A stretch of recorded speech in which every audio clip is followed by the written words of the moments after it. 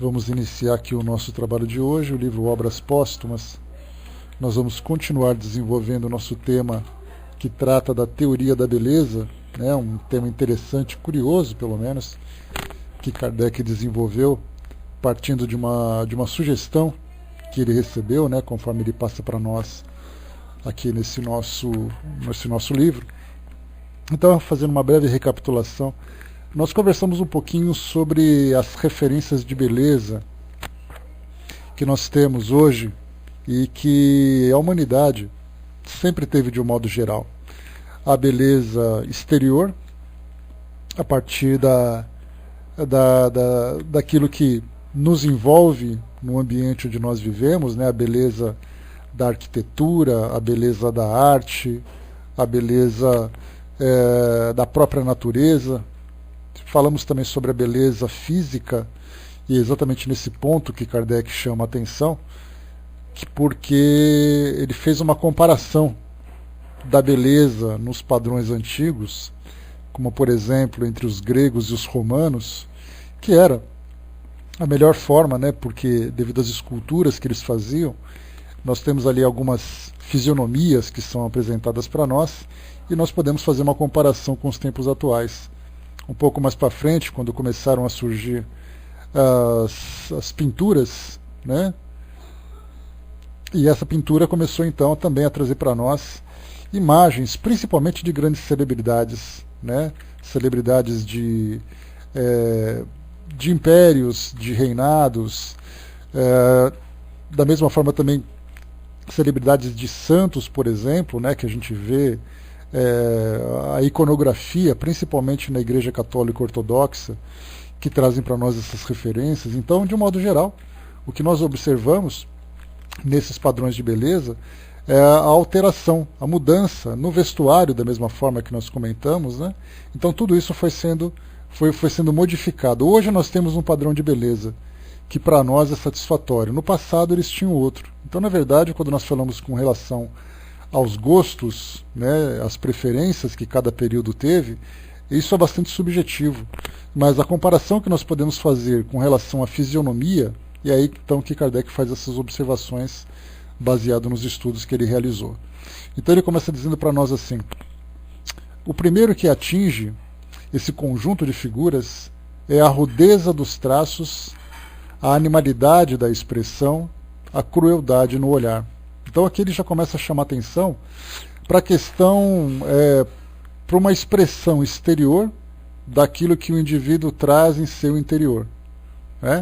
E nesse caso, a gente vê que a animalidade e a crueldade no olhar é algo que não apenas se exteriorizava na beleza, mas da mesma forma também se refletia no próprio comportamento de cada sociedade. Porque a gente lembra que se hoje existe mais tolerância, e se hoje existe um controle da sociedade através de suas leis, através de sua educação, no passado nós tínhamos ali a vida e a morte, né, na mão de qualquer pessoa, e da mesma forma que você praticava um crime, você era punido com a mesma intensidade, né? Então por isso acabava se refletindo também na expressão fisionômica daquelas pessoas.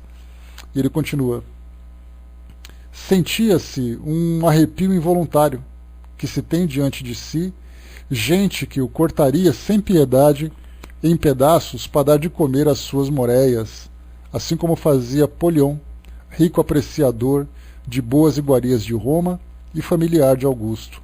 Esse texto, a gente lembra que essa passagem que se encontra aqui, ela é de um texto que Kardec tirou, tá aqui, deixa eu pegar para vocês, o livro chamado As Revoluções Inevitáveis no Globo e na Humanidade, de Charles Richard.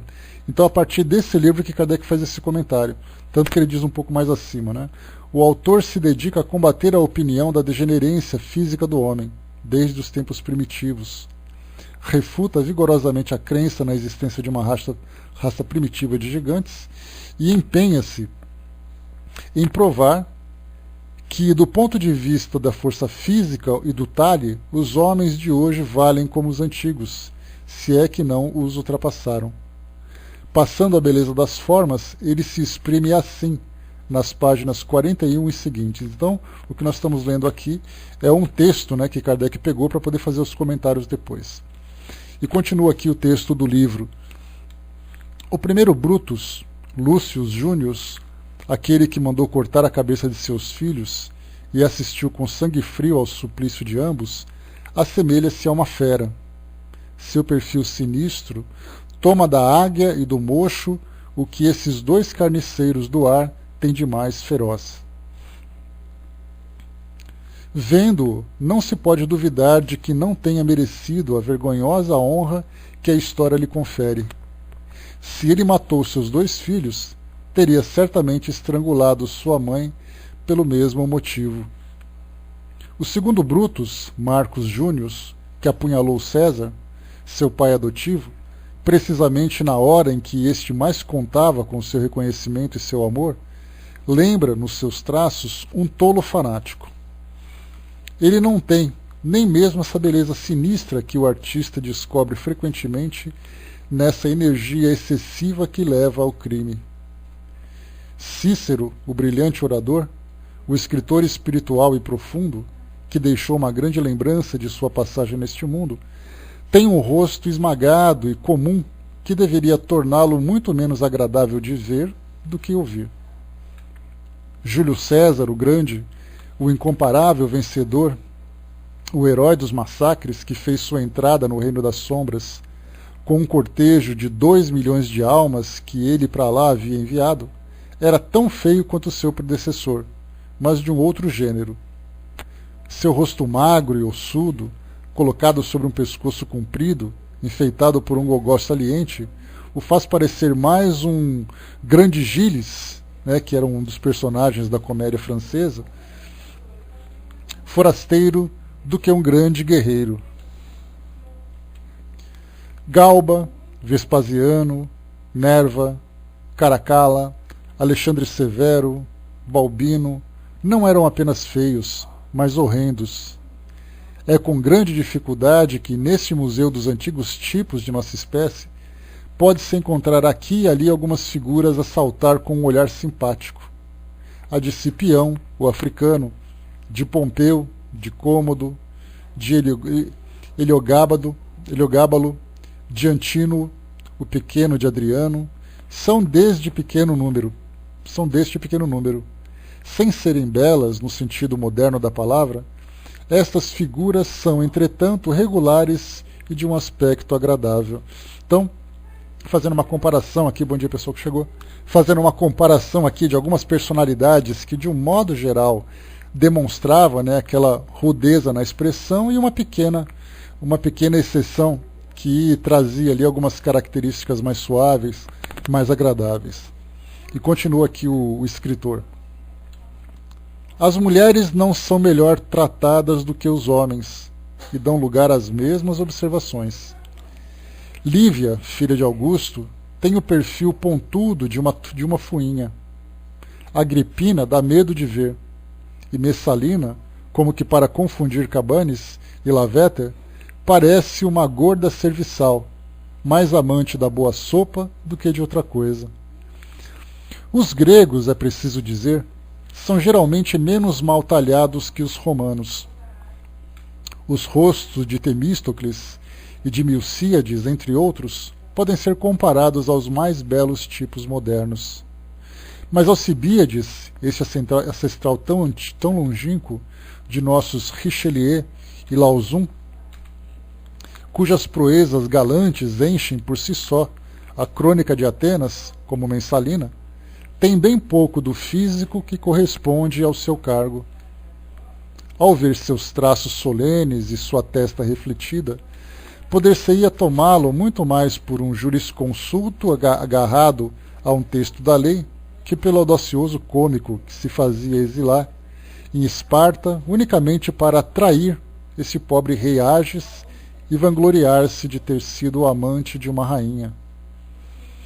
Qualquer que possa ser a pequena vantagem concedida nesse ponto aos gregos sobre os romanos, que quem quer se dê ao trabalho de comparar esses velhos tipos com os do nosso tempo, reconhecerá sem esforço que o progresso se fez nesse sentido como todos os outros. Apenas será bom não esquecer nessa comparação que se trata aqui de classes privilegiadas, sempre mais belas que as outras, e por conseguinte os tipos modernos a se compararem aos antigos deverão ser escolhidos nos salões e não nas pocilgas. Aqui o escritor ele fala o seguinte, né? Bom dia, pessoal. Ele fala o seguinte para nós, que todas essas esculturas que foram trazidas, aquelas imagens que tinham sido cunhadas, né, em moedas e medalhas, por exemplo, que hoje podemos fazer uma comparação, que hoje nós podemos utilizar como objeto de comparação, são naturalmente de pessoas nobres. Uma pessoa pobre, uma pessoa os plebeus, por exemplo, da época dos romanos, eles não tinham a possibilidade de criar ou fazer o pagamento de uma escultura para poder retratar a sua expressão. E na verdade não tinha nem sentido, né? Porque a pobreza já exigia daquela pessoa todo o esforço para sobreviver. Enquanto que os nobres tinham esses caprichos, esses luxos, né?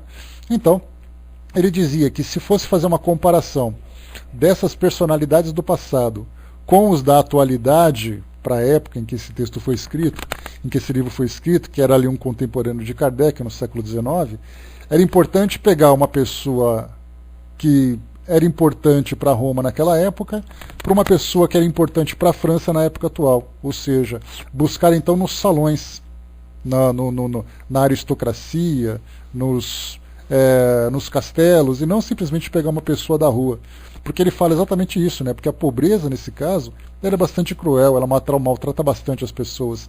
Então, se nós pegarmos a representação da beleza da época dos romanos, da época dos gregos, e pegarmos o padrão de beleza da França daquele período, e até mesmo hoje, né, se nós pegarmos o padrão de beleza, é importante que nós não cheguemos, por exemplo, nos bairros pobres, nas sociedades mais humildes, mas sim que nós peguemos na alta sociedade, onde nós temos ali as pessoas que podem investir no tratamento de beleza e tudo mais. Então, pegando ali, né, fazendo uma pequena seleção por amostragem, nós teríamos que tirar essas amostras das classes privilegiadas que tinham possibilidade de cuidar mais da saúde e da beleza também.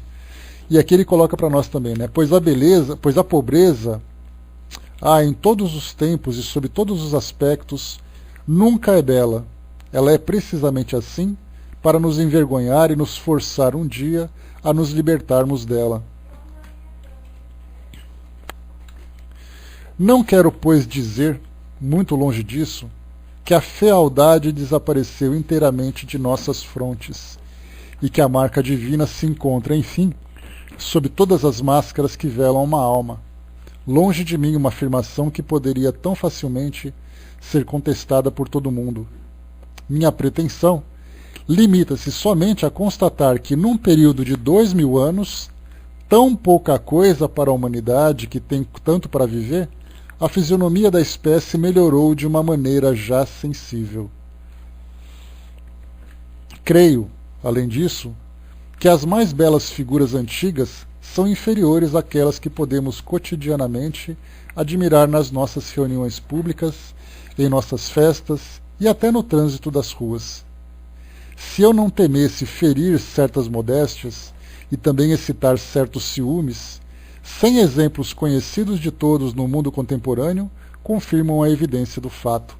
O que nós podemos... Vai com Deus, Fernando. Bom dia, pessoal que chegou. O que nós podemos analisar aqui é que na França, naquela época, no século XIX, eles já falavam sobre vários exemplos comuns no cotidiano, no trânsito, nos salões, nas reuniões. Nós teríamos ali pessoas que apresentariam uma beleza que para a época dos gregos e romanos era uma exceção.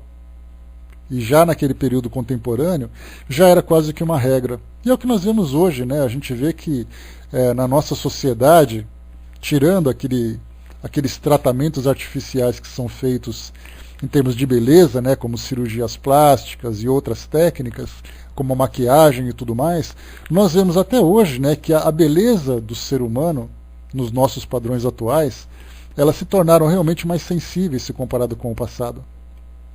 Quando nós pegamos a nobreza e vemos aqueles quadros que foram pintados, né, na Idade Média, por exemplo, na Idade Contemporânea, quando não se tinha fotografia, nós pegamos então aquelas fotos e nós vamos percebendo que a fisionomia vai mudando. E não apenas como uma questão de uma pessoa bonita ou feia, mas nós falamos com relação à expressão do seu rosto. A forma de se olhar, a estrutura do rosto, por exemplo, né, do próprio esqueleto, vamos dizer assim, foi se tornando mais sensível, mais arredondado, né, e não simplesmente aquela coisa mais bruta como se tinha anteriormente. Né, e como o escritor lembrou aqui, ele fala de um período de 2000 anos. Né, imaginemos se nós voltássemos mais ainda naquela época de Moisés, que viveu há 3.200 anos aproximadamente, ou até um pouco antes disso, quando as primeiras civilizações sumérias ou egípcias começaram a se formar, como eram as pessoas naquele período. E aí é interessante a gente fazer uma comparação quando nós vemos, por exemplo, de que forma que se expressa a figura de Jesus na atualidade. Jesus vivia no Oriente Médio, e hoje nós pegamos fotografias de palestinos, de israelenses que viviam naquele período, mas principalmente dos palestinos, né? E nós pegamos ali os árabes que viviam naquele período, os persas também, né? Irã, Iraque, que são descendentes de persas. E aí então nós pegamos a fisionomia daquelas pessoas e pegamos Jesus da atualidade. Jesus com aquele cabelo quase louro, com aqueles olhos azuis, aquela fisionomia, aquela barba bem feita, aquela barba bem cortada e tudo mais. Então é uma forma que se tem de expressar algo belo dentro dos nossos padrões atuais.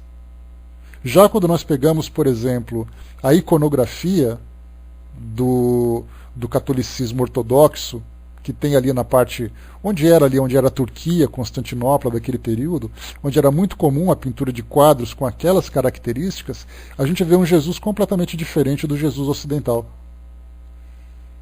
Quando se fala, por exemplo, quando nós pegamos Cleópatra, que nós comentamos no nosso estudo anterior, onde Elizabeth Taylor interpretou essa personagem tão famosa no cinema na década de 50, década de 60, década de 50 principalmente, né? Nós temos ali Cleópatra com aqueles olhos azuis, aquele cabelo bonitinho e tudo mais, mas recentemente foi encontrado uma estátua mostrando realmente quem era Cleópatra e mostrava uma mulher muito feia, com expressões grosseiras. Então eles acabam romantizando a história dessa personagem, acabam encontrando uma atriz que possa representar adequadamente, mas que não representa, né, que não traz a veracidade dos fatos daquele período. Né? O Dudu colocou, né, apesar do italiano ainda traz aquela beleza da época da romana, assim como o grego, que não muito belo, mas bem semelhante ao tempo passado. Né? Então, ainda assim, né, a gente fala que o mundo ocidental hoje nós temos um padrão de beleza. Os latinos têm esse padrão de beleza, os nórdicos têm esse padrão de beleza, os orientais também trazem o seu padrão de beleza, né? Então, os africanos com o seu padrão de beleza.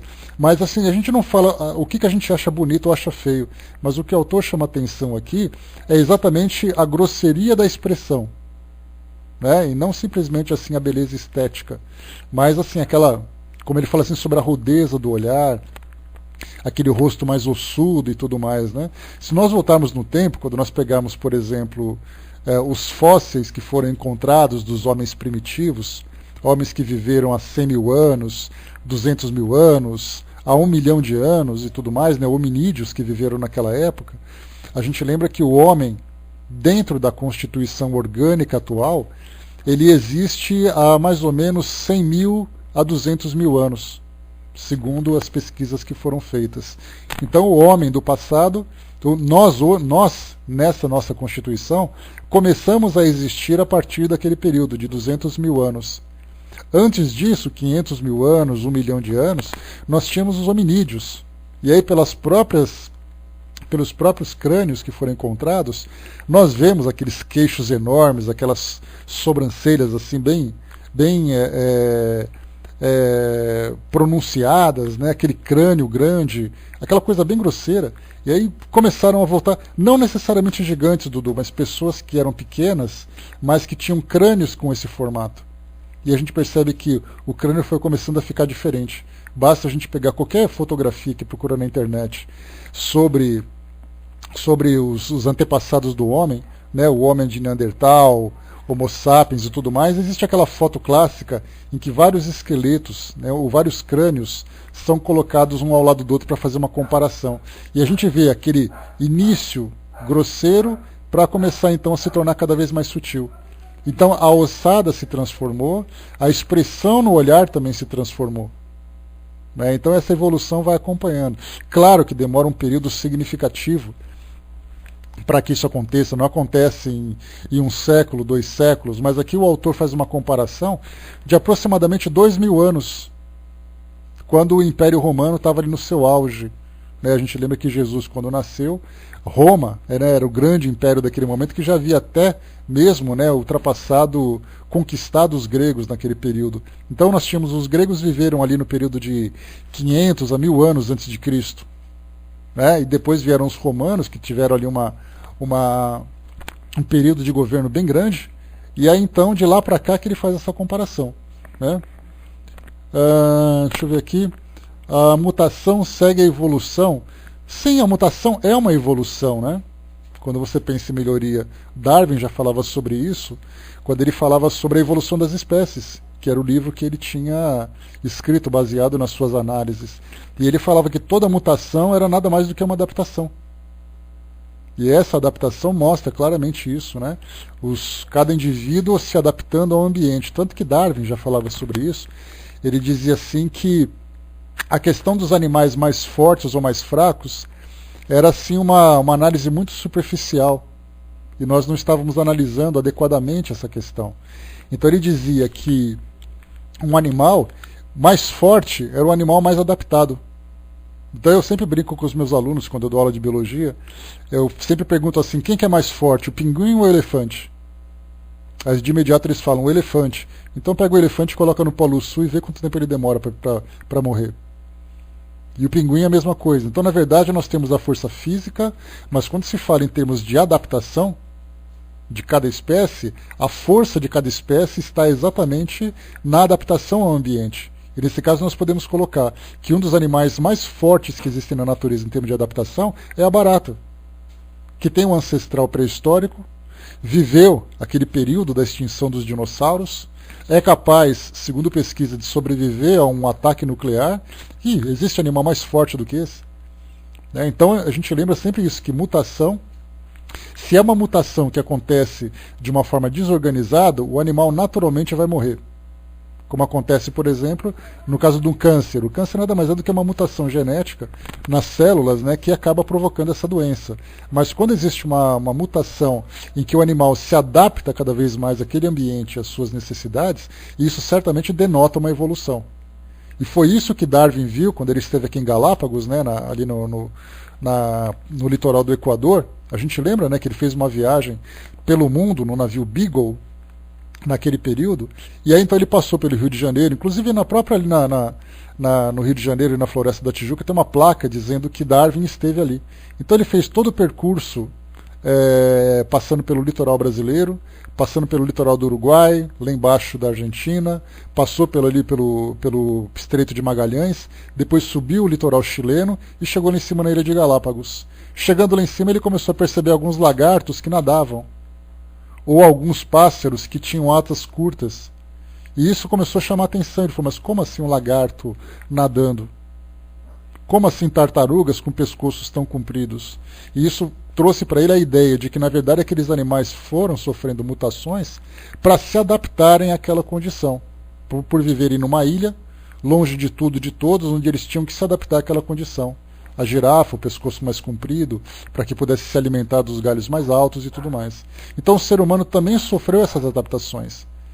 E fazendo um estudo, por exemplo, sobre antropologia e a própria anatomia, nós temos no ser humano 3 pontos importantes de adaptação. Né? Me lembro que nós estudamos isso estudei na faculdade, na aula de anatomia. A gente analisava o seguinte, que no nosso corpo nós temos, por exemplo, o nosso cóccix, que nada mais é do que um encurtamento do rabo dos primatas. Né? Então nós temos aquele ossinho chato que adora quebrar quando você cai sentado no chão. Aquilo nada mais é do que encurtamento da cauda. Nós temos o processo chifoide, que tem aqui no nosso peito, bem que nesse osso externo, no meio do peito, essa pontinha aqui embaixo, onde a gente coloca assim para poder apertar o coração, houve um estreitamento. Porque nós temos ali, se eu não me engano, 8 pares de costelas, me foge agora a memória o número, e os macacos tinham 12 pares. Então as nossas costelas também foram encurtadas a partir daí. E agora existe uma nova mutação no nosso organismo, que é, por exemplo, o nosso dente do siso, que é o terceiro molar. Então os dentes do siso existiam para que a gente pudesse mastigar animais duros, como alimentos duros, como raízes, como frutos endurecidos, como carne não cozida. Hoje nós temos micro-ondas, temos a sopa miojo, tem tudo fácil para nós. Né? O apêndice também é um órgão que ele está começando a entrar, né, em atrofia, que hoje a medicina começa a perceber que ele não tem função específica nenhuma, a não ser causar apendicite. Né? Esse é o único propósito que tem esse bendito apêndice. Então, o apêndice seria o próximo também. Então, nós estamos percebendo que existe uma adaptação, não só com relação a uma adaptação esquelética, mas como também uma adaptação orgânica. O nosso organismo, os nossos órgãos também estão se ajustando. Então, a gente vê o que? Isso é uma mutação causada pela própria evolução do ser humano. Né? Essa é a diferença que a gente está vendo agora. Daquilo que existia no passado para aquilo que existe hoje. Né? Os nossos crânios foram aumentando de tamanho. Se fizermos uma análise dos primatas do passado, nós temos ali em termos de metros cúbicos, quase que nós dobramos a quantidade de espaço, né, o espaço intracraniano para caber o nosso cérebro. Então os primeiros hominídeos tinham ali caber uma maçã. Hoje nós temos ali uma manga rosa daquele tamanho, que é o peso do nosso cérebro. Então nós tínhamos um cérebro que tinha ali um peso de 250 a 300 gramas, hoje nós temos um cérebro de quase meio quilo. Então o nosso crânio também foi se adaptando para poder receber esse órgão. Né? Então é assim que vai mudando. E a própria beleza também vai chegando nesse ponto. Né? Vamos continuar aqui para a gente poder analisar o que foi colocado para nós aqui pelo escritor. Deixa eu ver aqui.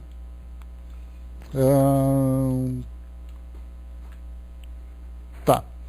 Os adoradores do passado têm constantemente a boca cheia com a sua famosa Vênus de Médicis, que lhes parecia o ideal de beleza feminina, e não percebem que essa mesma Vênus passeia todos os domingos pelas avenidas de Arles, em mais de 50 exemplares, e que há poucas de nossas cidades, particularmente entre as do Mide, que não possuam algumas. Então a gente lembra que aquela estátua de Vênus de Mide, né, ou menos de Milos, né, essa Vênus, aquela estátua sem braços e tudo mais, ela mostra um padrão de beleza grego. É aquela mulher seminua, aquele corpo escultural. Hoje você anda num shopping center, numa praia qualquer, você encontra várias e várias mulheres com aquele padrão de beleza de uma forma muito mais exuberante. Então, se para a época era uma exceção, hoje quase que virou uma regra. Né? Então isso mostra também assim que, para aqueles que amam o passado, eles admiram aquela estátua, né? Que beleza de estátua. Olha o formato dessa mulher, olha como era naquele passado, e do lado dele tem meia dúzia parado olhando a mesma estátua. Né? Então isso mostra que isso está se tornando cada vez mais comum, o que na época era uma raridade. E em tudo isso que acabamos de dizer, não comparamos nosso tipo atual, senão aquele dos povos que nos precederam de apenas alguns milhares de anos. Se, porém, remontarmos mais longe nas idades, penetramos nas camadas terrestres onde dormem os despojos das primeiras raças que habitaram o nosso globo. A vantagem a nosso favor se tornará, nesse ponto, sensível, de qualquer negação a esse respeito se dissipará por si mesma. Né? Então ele fala que se nós voltarmos, colocarmos 2000 anos de referência, nós temos ali algo que acaba até sendo discutido, né? Se a beleza se modificou tanto assim nesses 2 milênios. Agora, se nós voltarmos no tempo, a coisa de 10 mil anos, 15 mil anos, quando chegarmos ali naquele período da quase pré-história, ou da história bem antiga, das primeiras civilizações, e a gente vai ver ali claramente então a mudança. Né, daquilo que nós vemos nas pinturas, aquilo que nós vemos nas esculturas. Eu comentei com vocês, por exemplo, sobre as estátuas que eram construídas no passado em homenagem às divindades naturalmente dentro de um padrão humano. E aí eu comentei com vocês de um documentário interessante que eu tenho, que foi produzido pela BBC de Londres, que falava sobre a história do sexo. E isso falava como a sexualidade era vista na história antiga, na história medieval, na história contemporânea, né, de cada período, de cada sociedade. E aí então as estátuas eram as maiores representações da fertilidade. As pinturas também que se encontravam, né, no Egito, por exemplo, onde nós temos ali várias pinturas feitas nas paredes. Então nós vemos um padrão de beleza das pessoas, né, isso, claro, considerando naturalmente a habilidade do pintor, do artista que reproduziu aquela imagem, né? Mas a gente vê assim que nesse período maior, mais estendido, nós temos uma diferença sensível. Como eu coloquei para vocês assim, como era o formato do crânio naquele período, como é o formato do crânio hoje. Então nós já temos essa diferença também para poder considerar.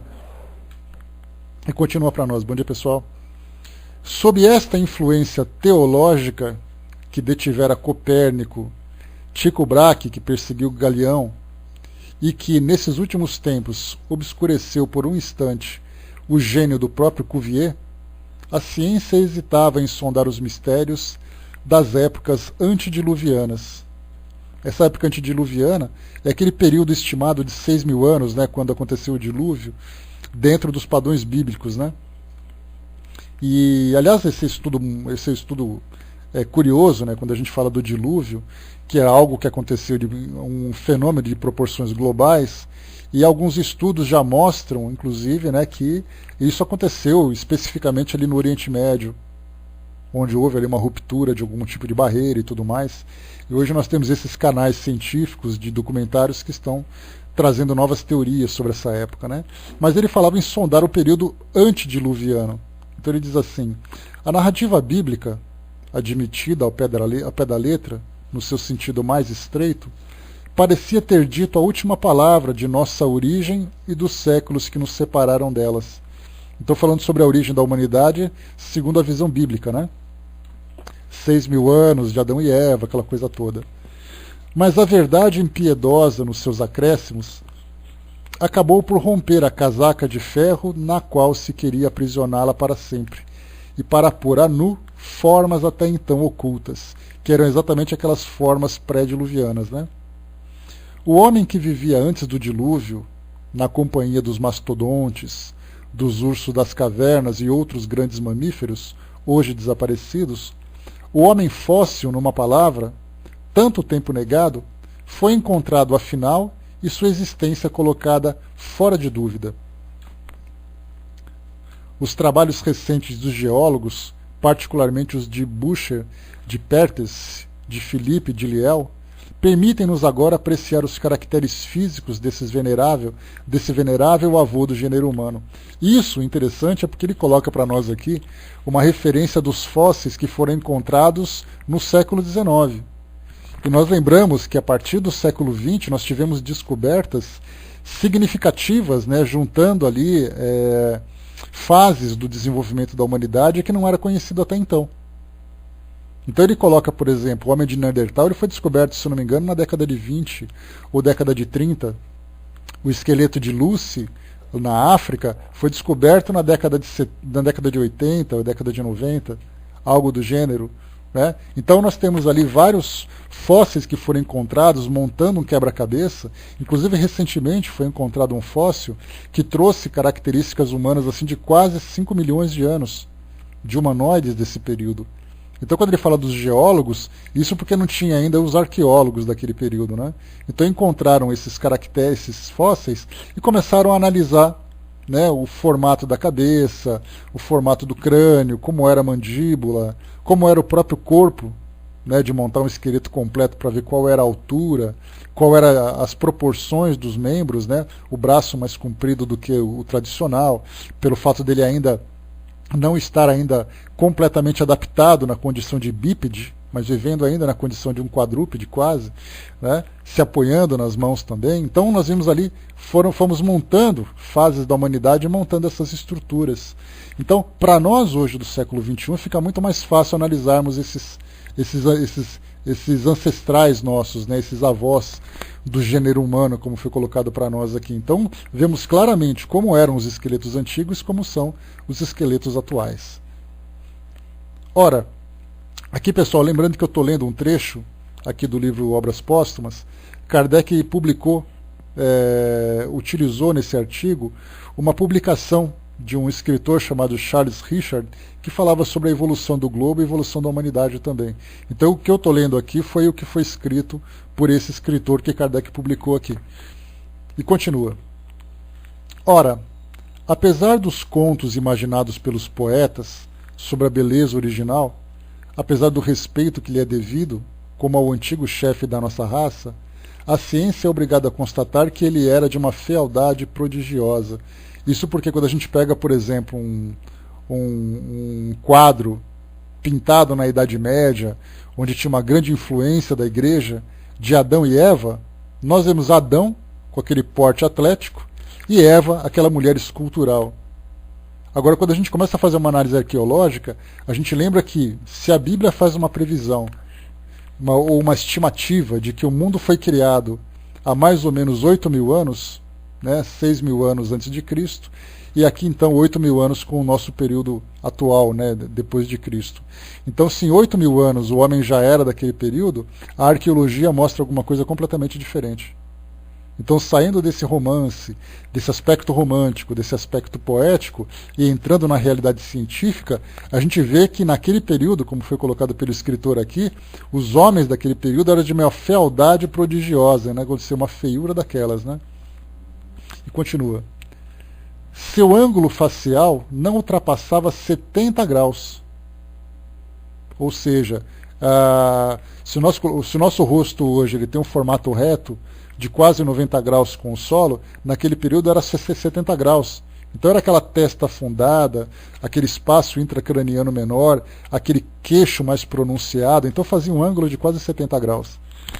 Suas mandíbulas, de um volume considerável, eram armadas de dentes longos e salientes. Sua testa era comprida, as têmporas achatadas, o nariz esborrachado, as narinas largas. Numa palavra, este pai venerável devia parecer muito mais com o orangotango do que com seus filhos afastados de hoje. A tal ponto que se não se tivesse encontrado perto dele os machados de sílex que ele fabricara, e em alguns casos os animais que traziam ainda os traços dos ferimentos produzidos por essas armas informes, poder-se-ia duvidar do papel importante que ele representava na nossa filiação terrestre. Então até mesmo, né, a utilidade daquela fase da humanidade começou a ser questionada, mas aí quando começaram a perceber a caça, a pesca, o estudo dos homens nômades, né, daquele período dos nômades, depois da parte sedentária do ser humano, começamos a ver ali encaixar as peças do quebra-cabeça, né? Cida colocou, né, só não entendo por que inventaram tanta história, tudo poderia ser mais simples, né? Mas é analisando a história, né, Cida, que a gente começa a compreender o presente, para perceber que tudo, né, que nada nasceu do nada, tudo foi se transformando, tudo foi evoluindo, e essa evolução que a gente vê em termos de anatomia, e até mesmo em termos de comportamento, né, já que os homens primitivos viviam de uma forma diferente da nossa, a gente tem que considerar também um aspecto moral. Como eram as sociedades do passado? Quais eram as leis? Basta a gente ver a própria lei de Talião, que foi criada lá na Babilônia, que mostrava para nós, né, Nabucodonosor, que trouxe essa primeira lei, ele falava, por exemplo, da lei de olho por olho, dente por dente. E até hoje, quando se estuda direito, na faculdade você começa primeiro a analisar quando começaram a ser instituídas, a ser elaboradas as primeiras leis. E aí então a gente volta lá para Talião, como eram aquelas leis, depois vieram os romanos que organizaram de uma forma mais profunda essas leis, e hoje nós temos ali as várias constituições que foram escritas, pelo menos aqui do mundo ocidental, baseadas nessas leis antigas. Então tudo é uma questão de evolução. Quando nós estudamos a lei do progresso, lá no Livro dos Espíritos, ele fala exatamente sobre isso, que a sociedade vai evoluindo conforme vão evoluindo os seus valores. E esses valores se refletem nos seus comportamentos, no seu comportamento, nas suas leis, na sua forma de se relacionar com os outros indivíduos, então diferentemente do passado. Então, quando a gente fala em evolução, a gente começa a analisar todos os aspectos da evolução, desde a biologia, da sociologia, dos valores, das religiões. Quando nós estudarmos, que essa é a nossa pretensão, quando nós estudarmos o livro Depois da Morte, de Leon Denis, que vai ser o próximo livro a ser estudado, logo no primeiro capítulo ele faz uma abordagem das religiões antigas, das religiões que desapareceram e das novas que foram surgindo conforme o homem foi acreditando em coisas diferentes, vendo de forma diferente. Basta a gente ver, por exemplo, que Moisés, lá no Levíticos, né, um dos livros do Antigo Testamento, lá do Pentateuco, ele ensina como você criar um altar, como você construir um altar para fazer o holocausto, que nada mais é do que você sacrificar um animal em homenagem a Deus. E hoje as religiões que são descendentes dessa ideia de Moisés já condenam qualquer tipo de sacrifício animal. Então tudo evolui na nossa sociedade, tudo evolui na humanidade. E quando a gente tem esse conhecimento, a gente tem uma convicção ainda maior a respeito da imortalidade do espírito e da evolução de todo mundo, né? Mas será que quem inventou Adão e Eva acreditava que eles existiram?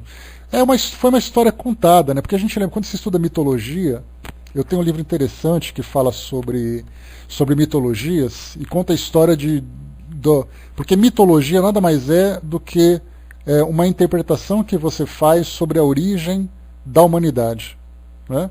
Então você tem a mitologia bíblica, você tem a mitologia nórdica, a mitologia africana, a mitologia asiática, a mitologia europeia, a mitologia índia, né, que é dos índios e tudo mais.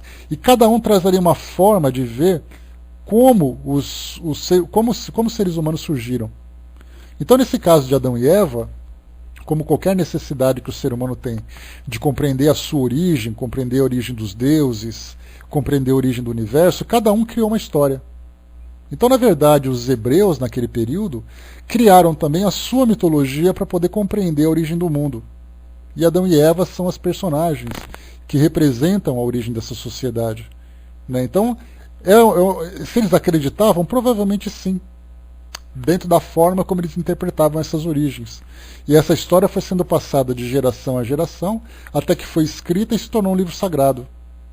E hoje nós temos, né, religiões, principalmente aquelas que são mais focadas nos textos bíblicos, mais fiéis aos textos bíblicos, acreditam até hoje na ideia do criacionismo, em vez de pensar, por exemplo, no evolucionismo, que foi aquela teoria que Darwin apresentou.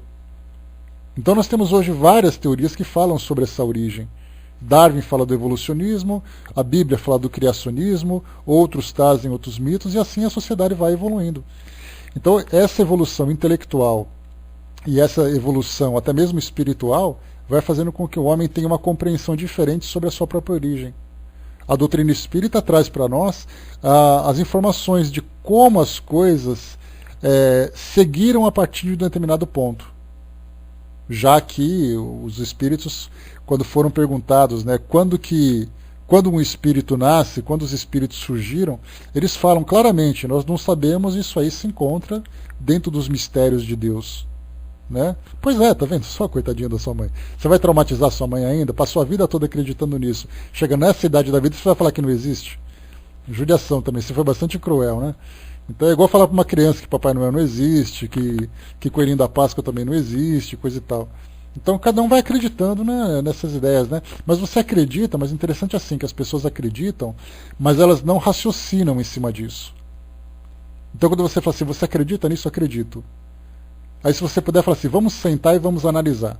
Vamos conversar um pouquinho sobre a ciência, sobre a arqueologia, sobre os fósseis, sobre tudo, como tudo começou. Falar, por exemplo, sobre a Arca de Noé e coisa e tal, né? Então, quando você começa a falar de Arca de Noé, a coisa complica mais ainda. Como é que você vai colocar um urso panda, um urso polar e um camelo dentro de uma arca, sendo que cada um vivia numa parte distante do planeta?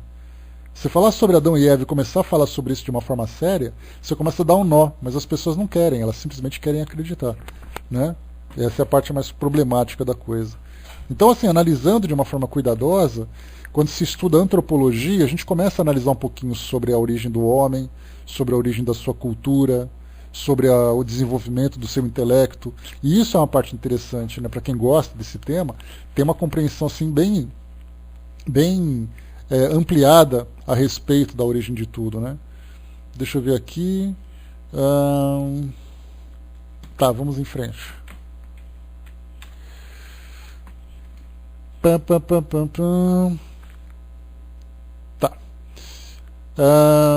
Falávamos aqui, né, a tal ponto, né, sobre o homem parecendo orangotango, né, a tal ponto que se não tivesse encontrado perto dele os machados de sílex que ele fabricara, em alguns casos, os animais que traziam ainda os traços dos ferimentos produzidos por essas armas informes, poder-se-ia duvidar do papel importante que ele representava na nossa filiação terrestre.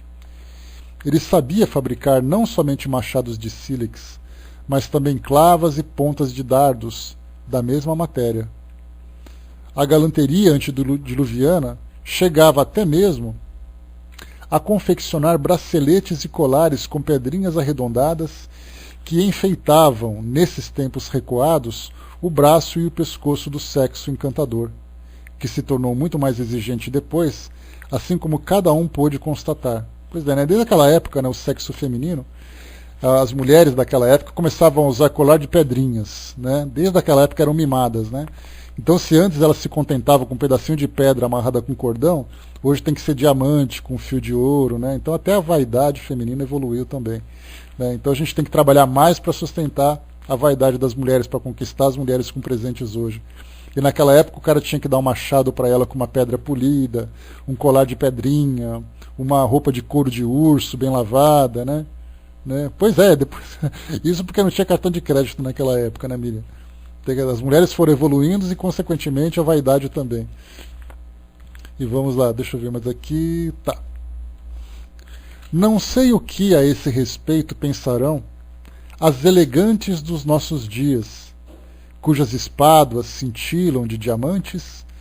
Quanto a mim, confesso não posso me negar a uma emoção profunda, pensando nesse primeiro esforço tentado pelo homem, mal liberado do bruto, para agradar a sua companheira, pobre e nua como ele, no seio de uma natureza inóspita, sobre a qual sua raça deve reinar um dia.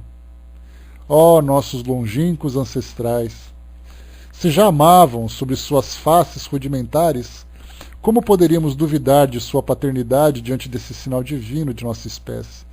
Olha que bacana, né? O agrado do homem naquele período vinha exatamente em função, né, das conquistas, dos sentimentos, das paixões e tudo mais. Então o amor naquele período era ainda um amor no sentido primitivo, um amor que começava a desabrochar, né? Porque ainda eram sentimentos muito mais instintivos do que, na verdade, sentimentos mais compreendidos, mais desenvolvidos, né? É, pois, manifesto que esses humanos informes são nossos pais, já que nos deixaram traços de sua inteligência e de seu amor, atributos essenciais que nos separaram da besta. Podemos, portanto, examinando-os atentamente, despojados dos aluviões que os cobrem, medir, como com um compasso, o progresso físico efetuado pela nossa espécie desde sua aparição na Terra. Ora, esse progresso, que há pouco podia ser contestado pelo espírito de sistema e os preconceitos da educação, adquire aqui uma tal evidência que não há mais como não reconhecê-lo e proclamá-lo. Alguns milhares de anos podiam deixar dúvidas, algumas centenas de séculos os dissipam irrevogavelmente. Ou seja, né, o que ele coloca assim, que fazer uma comparação daquilo que o homem viveu na época dos gregos e romanos até hoje, a gente pode até ter algumas dúvidas com relação a essa evolução. Agora, quando a gente volta no tempo 10 mil, 20 mil, 30 mil anos, até chegar naquelas primeiras sociedades pré-históricas, aí então a gente vai ver uma diferença gritante entre o comportamento e a estrutura daquela sociedade e a própria constituição física do homem para o homem contemporâneo. Como somos jovens e recentes em todas as coisas, ignoramos ainda nosso lugar e nosso caminho na imensidade do universo, e ousamos negar progressos que, por falta de tempo, não puderam ainda ser suficientemente constatados. Crianças que somos, tenhamos então um pouco de paciência e os séculos, aproximando-nos do objetivo, revelar-nos-ão esplendores que escapam no afastamento aos nossos olhos apenas entreabertos. Mas desde hoje, proclamaremos em altas vozes, já que a ciência já nolo permite, o fato capital e consolador do progresso, lento, mas seguro do nosso tipo físico em direção a esse ideal entrevisto pelos grandes artistas através das inspirações que o céu lhes envia para nos revelar seus segredos. Aqui me fez lembrar de um trabalho realizado pelo Discovery Channel falando sobre ciência forense, que faz essa análise, né, sobre o corpo, sobre situações de morte, sobre reconstituição e tudo mais, utilizando aquelas técnicas de reconstituição com aquelas borrachinhas, vocês se lembram, né? Pega aquelas borrachinhas, né, como se fosse ali aquela borrachinha que fica na ponta do lápis, aí corta numa determinada espessura, de acordo com a quantidade de músculos que existe no rosto, né? Lembrando que a bochecha, por exemplo, ela tem muito mais tecido do que a testa. Então cada borrachinha tem uma espessura específica para trazer ali uma determinada dimensão. E depois os espaços entre essas borrachas são preenchidas com massa. Né? Não necessariamente corte histológico, Hermes. É uma reconstituição de tecido que é feita de acordo com a espessura. Então eles medem essa espessura de acordo com a quantidade de tecido em cada parte do crânio. Né? E aí depois preenche com massa, faz aquela escultura como se fosse com argila. E aí então montam, né, aquilo que seria o rosto de um indivíduo, né, sobreposto ao seu crânio.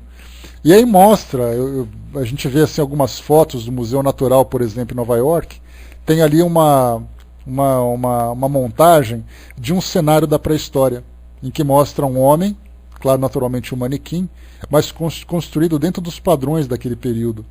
E a gente vê as mulheres com uma expressão bastante grosseira, os homens também com uma expressão bastante grosseira, representando exatamente o que era naquele período. E a gente consegue ver isso de uma forma mais clara hoje, analisando os aborígenes da Austrália. Dá para perceber claramente, porque a Austrália, tendo sido conquistada no século XIX, né, pelos europeus, pelos ingleses em especial, eles encontraram naquele local os aborígenes, que eram já uma sociedade nativa. E aí então, havendo, né, essa mistura entre europeus e os nativos, nós temos ali classes separadas. Né? Então nós temos, por exemplo, aqueles que têm aquela expressão europeia e aqueles que têm uma expressão mais nativa, como os aborígenes, por exemplo. E ali nós vemos claramente a diferença do rosto de um e do rosto de outro. É algo assim gritante, uma expressão forte. Né? Inclusive as mulheres da atualidade, que têm ali uma descendência aborígene, traz ainda aqueles olhos fortes, né? Aquela boca grande, ainda tem essa característica. Né? E na África a gente encontra a mesma coisa também. Então, hoje a nossa ciência permite fazer essa análise muito mais do que no século XIX. Né? Se antes eles achavam que tinham recursos e possibilidades de fazer uma comparação, hoje, nos tempos atuais, né, com toda a tecnologia, com todas as descobertas e estudos que já foram feitos, nós temos muito mais informações. Né? Beleza, Cinzinho. E continua para nós aqui. O ideal não é um produto mentiroso da imaginação, um sonho fugitivo destinado a olhar, de vez em quando, a compensação às nossas misérias. É um objetivo determinado por Deus para nossos aperfeiçoamentos.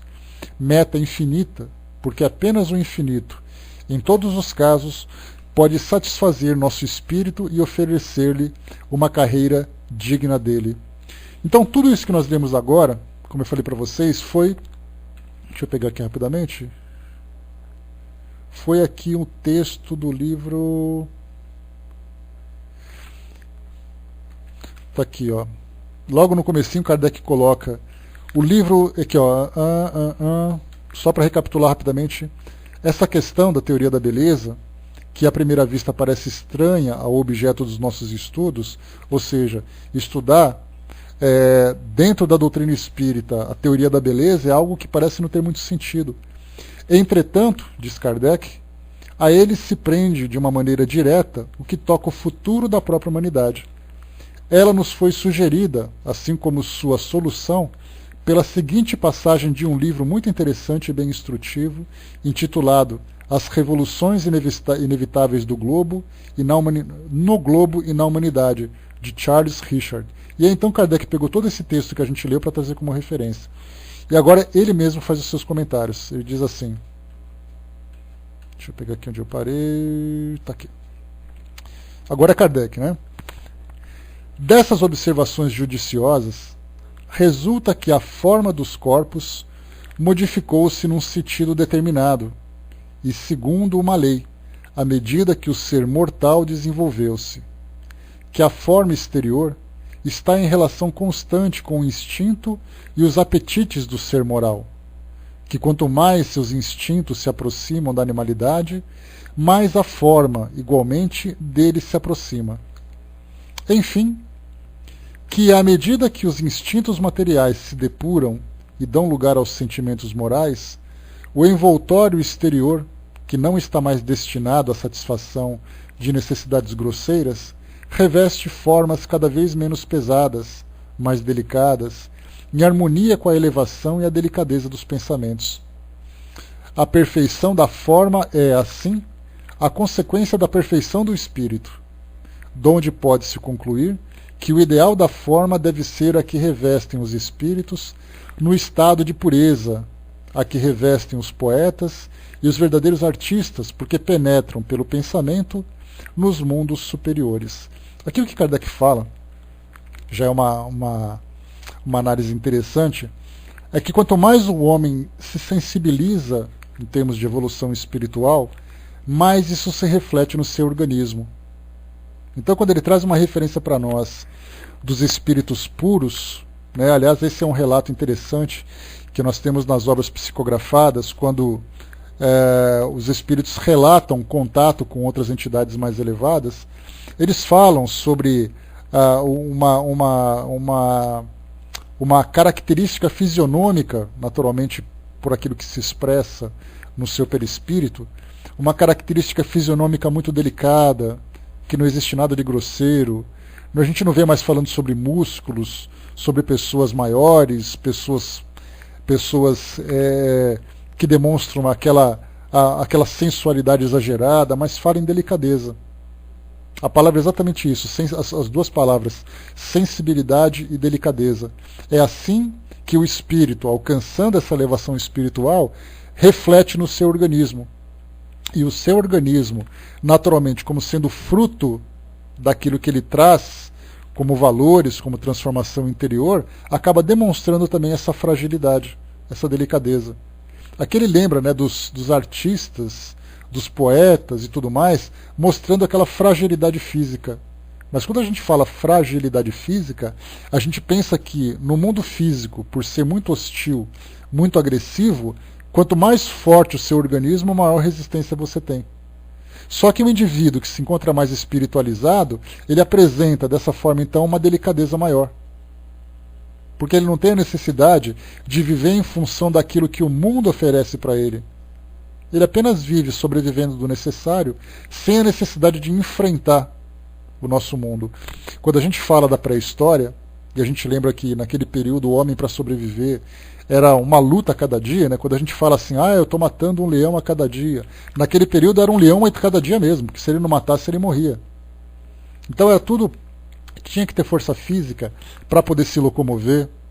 Imagina as mulheres hoje, né, fazendo chapinha, fazendo depilação, lixando a sola do pé. Naquele período as mulheres tinham um pé que parecia uma casca. Por que isso tudo? Porque o ambiente era hostil e exigia uma adaptação. Aquelas mãos grossas, aquelas mãos cheias de calos, aquelas unhas grosseiras, não tinha alicatinho de cutícula, não.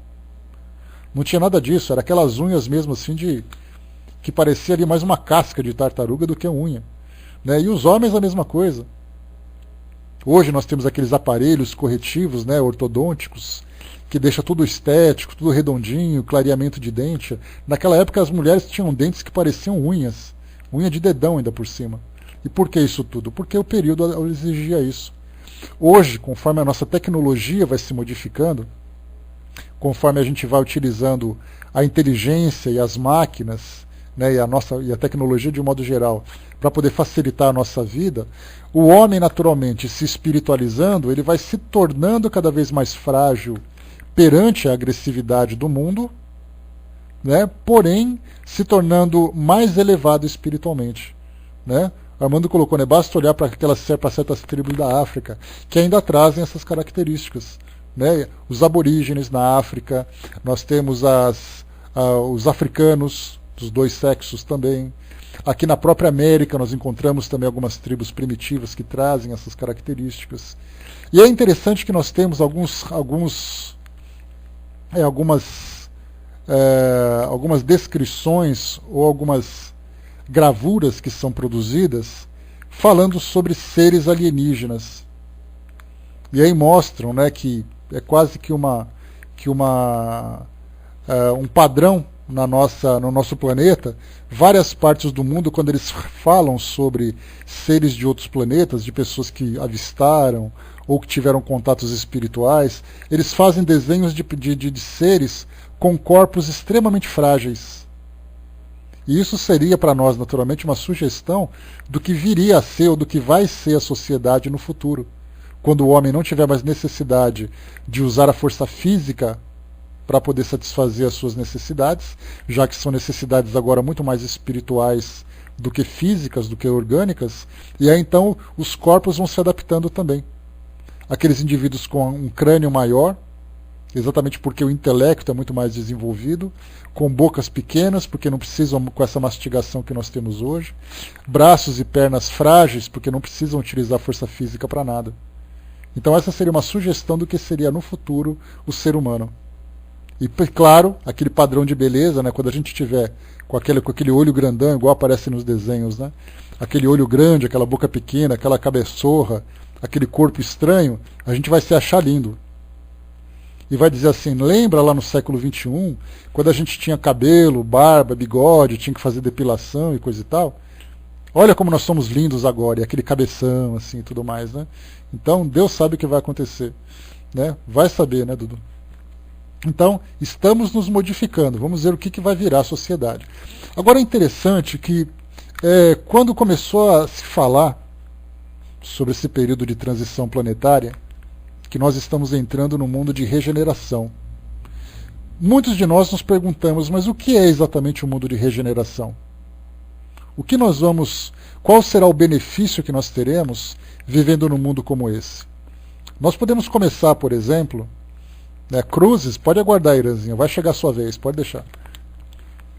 Quando nós falamos sobre o mundo de regeneração, saindo, por exemplo, do mundo de provas e expiações, em que nós temos tantos sofrimentos, em que nós temos a hostilidade do nosso mundo hoje, as doenças que afetam o nosso organismo.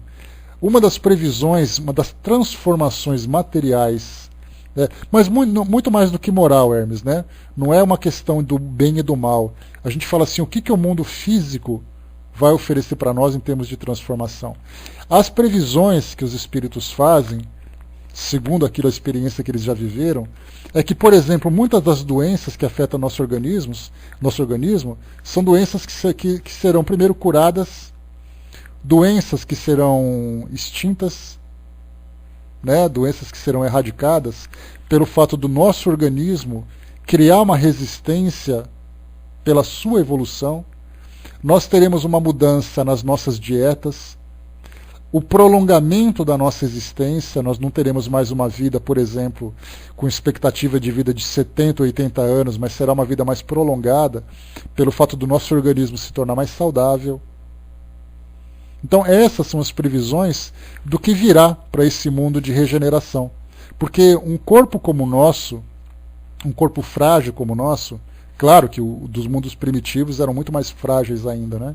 A expectativa de vida naquele período era uma coisa pequena, de talvez 30, 40 anos, pela hostilidade, né? Isso para as pessoas comuns. Já no mundo de provas e expiações, nós estamos com uma expectativa de vida maior. utilizando a inteligência para criar recursos para facilitar a nossa vida. No mundo de regeneração, nós teremos maior conscientização, né? Ou seja, nós teremos uma dieta equilibrada pelo fato de nós estarmos mais conscientes do propósito da nossa vida. Hoje nós vivemos em função das sensações, vivemos em função das emoções, dos prazeres que o mundo pode oferecer, e por isso tantos abusos. Utilizamos de substâncias que nós ingerimos, que nós inalamos, que nós utilizamos de um modo geral, que acaba agredindo o nosso organismo. Nós temos hábitos com grandes preocupações, doenças psicossomáticas pelas preocupações, pelos desequilíbrios. Quando nós alcançarmos essa condição de espíritos regenerados, tendo uma condição mental muito mais equilibrada, nós teremos um corpo físico que também será beneficiado por essa mudança de pensamento. Então, intelectualmente, nós encontraremos soluções para uma série de problemas que nós enfrentamos. Imaginamos, por exemplo, a cura para a AIDS, a cura para o câncer, a cura para tantas outras doenças que hoje acabam afetando a humanidade. Nós teremos doenças psicossomáticas que se reduzirão cada vez mais. Nós teremos uma consciência do que eu posso ingerir que é benéfico para mim. Nós teremos uma vida num planeta com maior qualidade pelo fato de nós termos uma consciência ecológica maior. Nós não teremos, por exemplo, cidades poluídas, cidades estressantes. Nós teremos uma nova organização. Essa é a previsão para esse mundo de regeneração. Quanto tempo vai demorar? A gente não sabe. Hoje a doutrina, exatamente, Miriam, teremos uma postura muito mais preventiva do que curativa.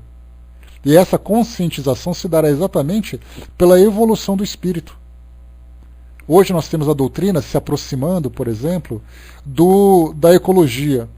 André Trigueiro é uma das personagens que carregam essa bandeira, né, de falar sobre a importância do espiritismo compreender a ecologia, falando sobre a transformação do nosso mundo, a preservação dos nossos recursos, a herança que nós estamos deixando para as próximas gerações, das quais nós faremos parte. Então tudo isso se transforma. Hoje nós temos centros espíritas falando com palestras de saúde para as pessoas, sobre dependência química, sobre dieta, sobre doenças de um modo geral, promovendo qualidade de vida das pessoas. Então, se hoje são campanhas que são feitas para poder conscientizar as pessoas, no futuro serão hábitos absolutamente naturais. Falar, por exemplo, de uma bebida alcoólica, do fumo, das dietas com açúcares, com gordura, com toxinas, né, com conservantes, no futuro a pessoa vai dizer assim, olha, eu comi uma salsicha enlatada.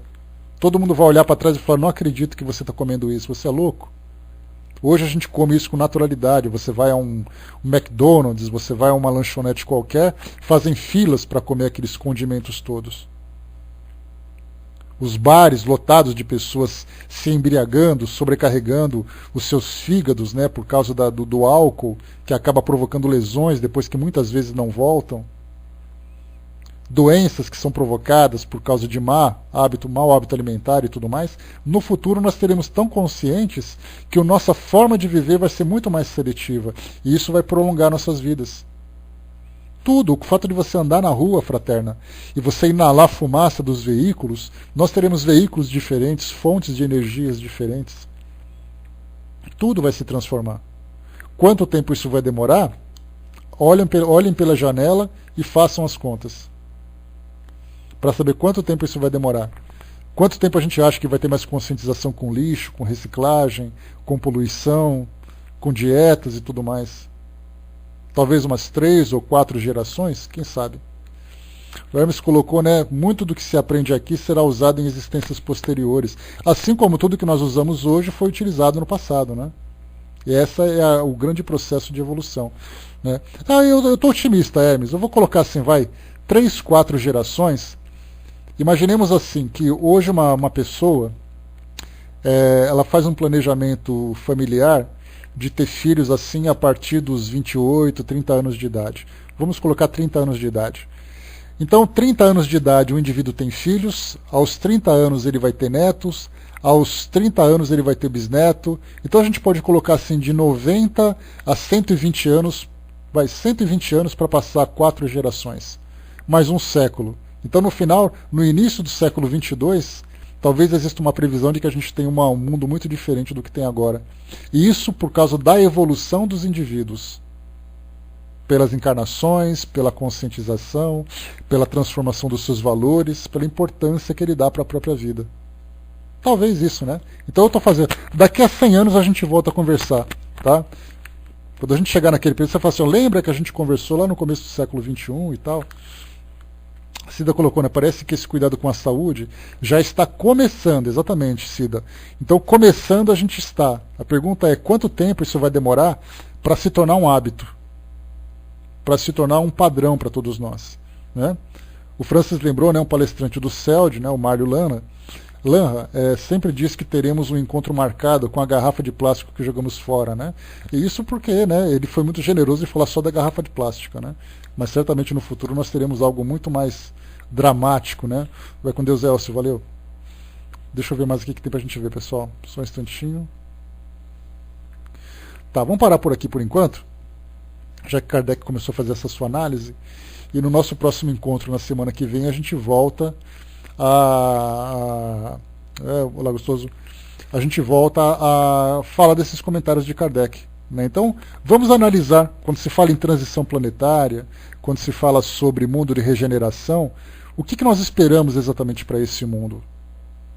Esses detalhes do mundo físico, do nosso organismo, das nossas preocupações, dos nossos valores, é algo que são elementos que nós muito pouco conversamos. Todo mundo imagina que o mundo de regeneração é um mundo onde todo mundo vai ser feliz. Mas qual é a consequência dessa felicidade que começa a surgir? Isso vai se refletir exatamente na nossa vida direta, aqui como encarnados. Tudo isso, você não tem mais doenças que vão afetar as pessoas, gastrites, aneurismas, infartos provocados pelo estresse, pelo desgaste do dia a dia, nada mais vai acontecer. Cânceres serão tratados, doenças venéreas serão tratadas, muito mais por uma questão de prevenção, de cuidados que o homem vai ter pelos seus valores, do que necessariamente por uma forma diferente de se proteger durante o ato sexual. Os nossos pratos serão muito diferentes, seremos vegetarianos no futuro, perderemos esse hábito de nos alimentarmos de seres vivos, animais, mas nos alimentaremos de vegetais. Tudo isso vai acontecer, né? Então é importante para nós pensarmos isso, né? Quais são as consequências diretas, claras, daquilo que vai acontecer na nossa vida. Não lembro de ter visto esse filme, Hermes, mas certamente deve ter alguma coisa interessante para trazer para nós. Bom, vamos fechar por aqui então. Paramos nesse trecho aqui do nosso livro Obras Póstumas. Estamos na página 251. 251. Deixa eu ver aqui. Legal, Mariana. Vou colocar aqui na área de texto, né, o último livro de Laurentino Gomes, que fala sobre a biografia de Kardec. Sim, já está sendo divulgado já. Né, o filme que vai ser produzido, acho que a partir do final desse ano, talvez com lançamento em 2015, 2014 ou 2015, uma coisa assim que estão começando a produzir, né? Vamos